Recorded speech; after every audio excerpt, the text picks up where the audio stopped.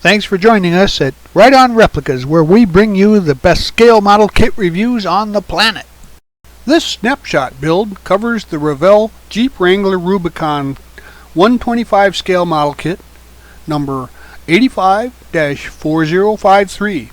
It's been out for a couple years, but this snapshot build will show you the highlights and problems so that you can avoid trouble while you're building your kit.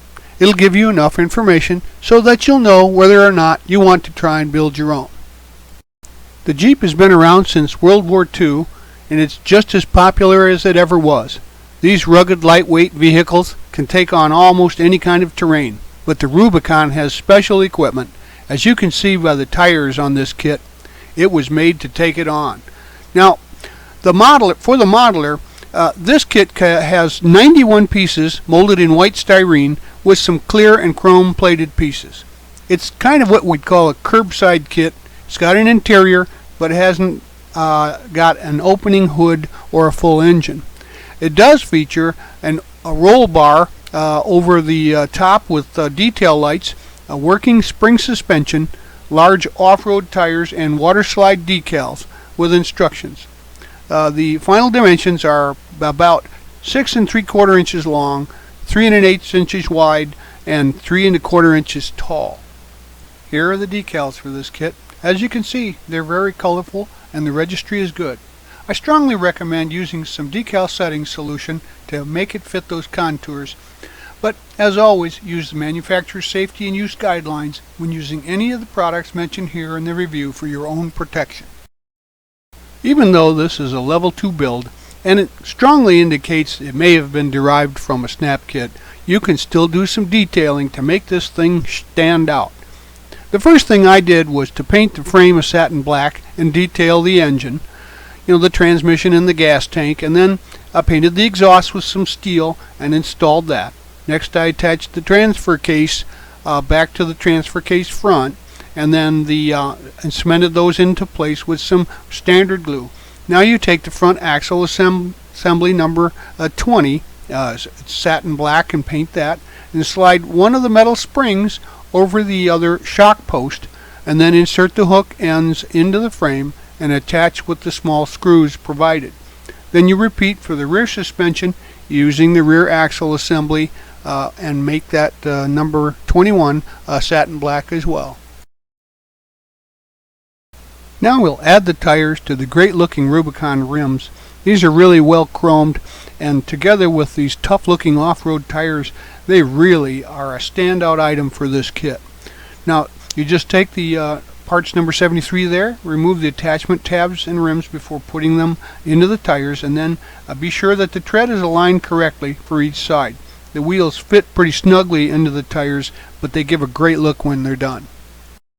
Now slide the metal axles through the front and rear axle sections on the chassis, and then attach the wheels on each end and push them together until they're seated. I painted my interior black, starting with the dashboard, which is piece number 51. I painted it satin black and then detailed it with some gloss black. And then next you add number 12 decal by cutting it out and attaching it, backing and all, with some white glue into the dash area there for your instruments. Then I attached the steering column and the steering wheel, which were both painted satin black too. And finally the grab handle number 72 is added. Now set this aside to dry. Now paint the rest of the interior tub portions satin black, and then detail the console in some gloss black and add the four-wheel drive lever also in a gloss black, and the shifter too. Now take the front seats and add them to the front seat backs, and the rear seats as well to their rear seat backings. Then install the seats and attach the left interior side and the right interior side to the firewall, and then install them as a unit. And finally cement the completed dashboard into place and the notches provided. I painted the roll cage satin black, and after it had dried I decided to assemble that to the body. So first you take the roll cage and put the roll bar supports into place, and then the unit was then installed into the interior frame there and cemented to it to complete the rolling chassis. Now we move on to the body. It's really very well rendered. The proportions and dimensions look great.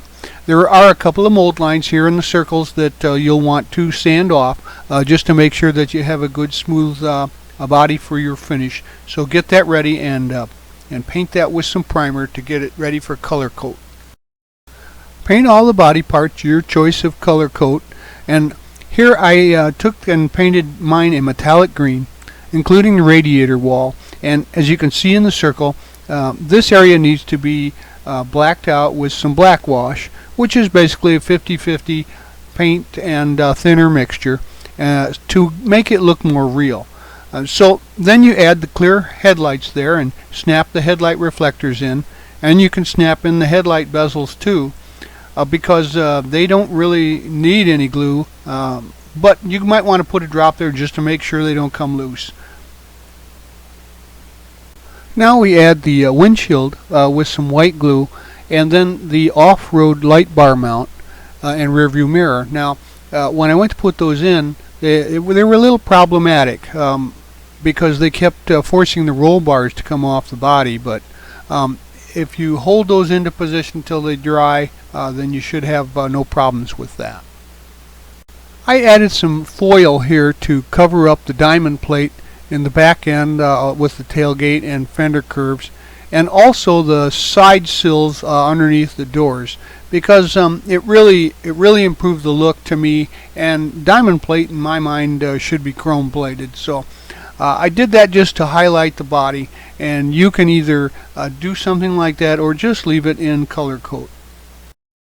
Next I added the Jeep decal to the tailgate, but it also comes in white for if you want to use your color coat to and not put foil in the back of this diamond plate.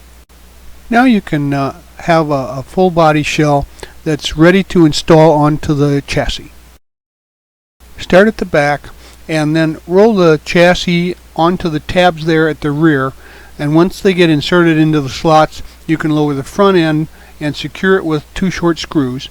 Then add on the running boards and on both sides, and snap the roll bars into the bottom of the off-road light bar mount and secure them with a little cement to make sure they stay in place. Now assemble the light bar by gluing the lenses in with some white glue, and then test fit it to the mounting bracket before you put it in. You might find that you have to open the attachment holes there with a hobby knife, however. Now is a good point to apply your decals to the kit, especially because some of them really need to be put on before you can add some of the sides to the vehicle. So go ahead and install those and let those dry fully. Now we can wrap up the build and add the final pieces. I decided to start with the front bumper, and then if you take care, make sure you don't cut off the 2 mounting tabs on the bumper that look like they would attach to the tree, because that would make it very difficult to install. Then I painted the winch satin black and the cable steel and added that to the bumper, and then cement those into place with the mounting tabs, and you can attach those to the front differential. Then add the turn signals, which were painted clear amber, and cement the snorkel, which was painted satin black also, to the snorkel filter, and then added to the body. Add the hood latches and the door handles, etc. Next, the fender guards, which are painted satin black, are added to the body. Then the fuel filler door, of course, and finish up the back with the tail lights, which are painted stoplight red with flat white for the backup lights, and the exhaust tips.